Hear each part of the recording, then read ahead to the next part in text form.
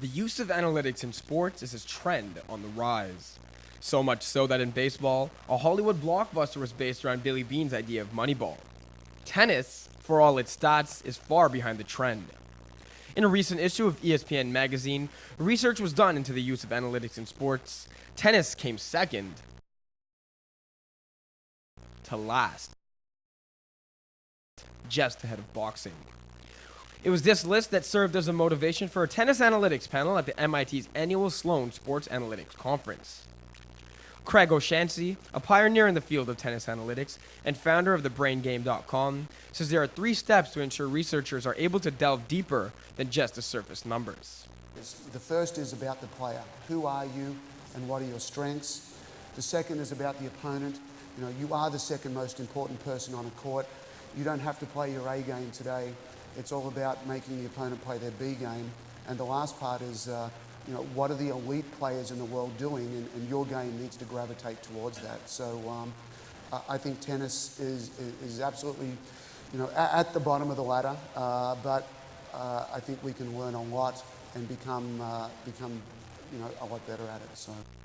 Former players agree that the sport is trailing many others in this field, but those like Todd Martin, former world number 4 and now coach to many on tour, say it isn't as easy to implement analytics with all the top players. They've got their own strength and conditioning coach, they've got their own coach, they might even have another coach that's helping oversee stuff, they've got a physio. There's no shared service, and that's what is necessary when you don't have a team sport that have $500,000 or $1 million worth of budget to dedicate towards analytics. Paul Annacone, coach of former great Pete Sampras and currently coaching Roger Federer, agree that it's up to the players to ultimately use this information. To each his own. Some players don't want to know too much. Other players, in my opinion, want to know too much. And so it's about balancing that. The question becomes, with all the statistics becoming more and more available, which one should the players focus on if they were to get over the top? One of the best plays that the elite players use is a strategy I call serve plus 1, which is the serve and the first shot after the serve. And I would definitely have that as something that we're looking at. The 2010 Wimbledon final is a great example. You've got Nadal playing Berdych. When I looked at that match and analyzed it deeper, Berdych had very, very little chance of winning that match.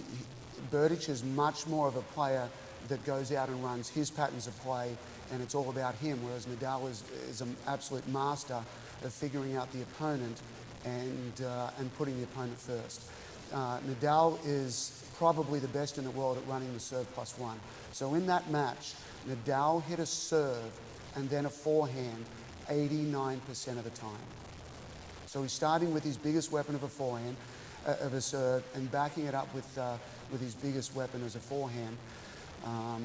It's a real stat that matters. You want to be combining those two things. O'Shaughnessy knows that the tide is running upwards, but says it's not enough to start learning these stats as pros. And I think as a tennis industry, we need to be telling our juniors these serve patterns and return patterns. We need to be telling our coaches. We need to be documenting this. I think as an industry, we overdo how to hit a ball and we massively underdo where to hit the ball. And it's time for us to get this information out there and make it mainstream in our sport. It's very powerful. We've got to watch matches. We've got to know what's going on. And the little things can make a big difference.